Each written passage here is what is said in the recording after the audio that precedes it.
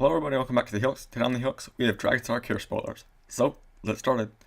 The first thing to note is that Dragon's Tarkir is kind of a direct opposite of Consort Tarkir, and apparently the storyline is that we go back in the past, and then we go to the future, and it's a new future with Ugin at its center. Dragon's Tarkir features a new ability where you basically have an additional cost where you reveal or have a dragon in play to get an additional effect. Dragon's Prerogative is one of these unique spells. So for 6 mana, it's an instant that lets you draw 4 cards. So already this is a dragon opportunity, but the dragon ability is it becomes uncounterable. This seems like a fantastic card against any control / mid-range matchup where you just want to overwhelm your opponent with card advantage. And while it doesn't build your board state, it sure gets you there as far as hand size. So while we're talking about card advantage, in our set Transcendent has a lot of people talking about it being the new Jace.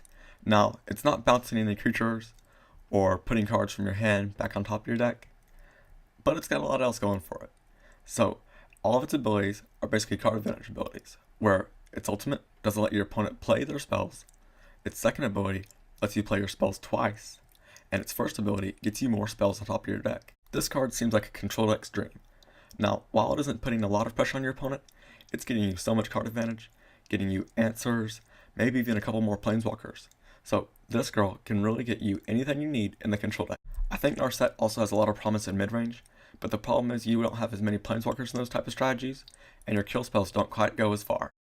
Our other planeswalker is just opposed from his mad version. Sarkhan the Unbroken is a 5 mana planeswalker that starts at 4 loyalty, that's +1 ability, draws you a card and gains you a mana of any color, its -2 makes a 4/4 flyer, and its -8 gets you all the dragons in your deck. For right now, I think that Nissa might be outclassing Sorin in its most important ability, which is making the 4/4, but give it a little time, and its other abilities might shine through. Now, the big difference from Fate Reforged and Khans of Tarkir is now that Dragon's Tarkir has Dragon Lords. These dragons have separated the clans into 2 color entities. One of my favorites is the green-white one, which for 6 mana is a 5/7, can't be countered, has flying, lifelink, and your opponent can't even play spells during your turn now. The blue-white dragon is one of the most efficient we've had in a very long time. So for 5 mana, it's a 5/4 flyer that, as long as it's untapped, it has hexproof. Now, where that gets a little awkward is in combat, you're basically sending it to attack to its death, but maybe if you can whittle down your opponent's resources, you can clear the way for it. Now its last ability basically lets you look at the top 3, take 1, and put the others on bottom. Yet the last one goes to your hand.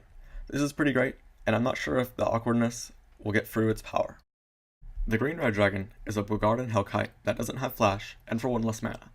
This seems a bit awkward because flash was an amazing ability back in the day, but an 8/8 flyer, an 8/8 flyer, and it has trample too, so it's not too shabby.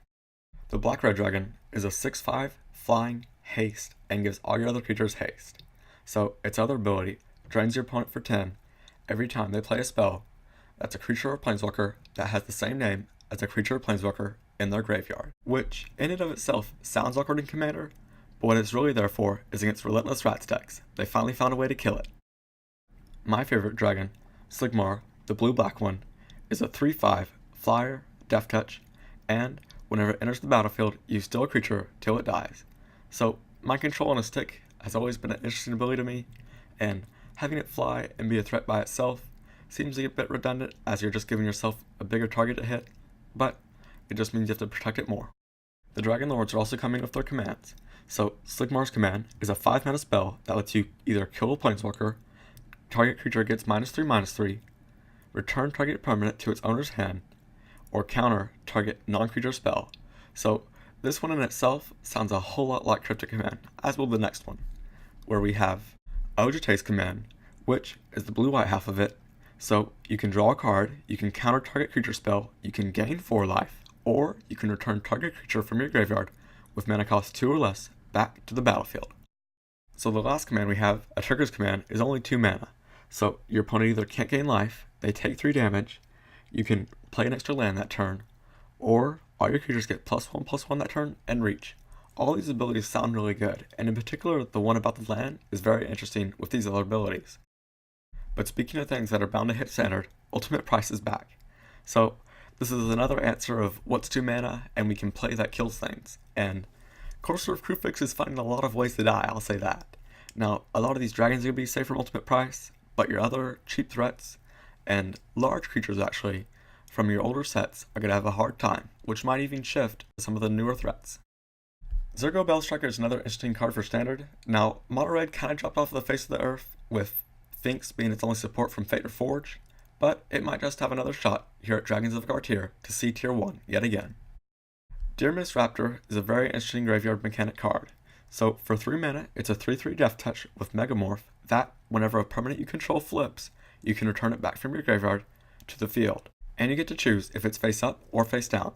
What I really like about this is you can have Raptor flip more Raptors, so you can just have a continuous army of them growing from your graveyard, and as just one dies, you flip another to get it back. Anticipate has been one of my favorite cards of the Conless world so far. So Anticipate lets you look at the top 3 cards and take 1 card out of them, and the rest go to the bottom of your deck. Now, Impulse was 1 card less and shuffled, so this is a very easy comparison, but I think that Anticipate is going to fit the niche that a lot of control decks need right now in Standard. So that's what we know of Dragon's Tarkir so far. It's been quite a set, and I'm really looking forward to playing with it, but I can't wait to see what other goods this large set has for us. And as always, Jesus loves you. Do you ever want more Helix? Well, come check us out at Lightning Helix 101 on Vine.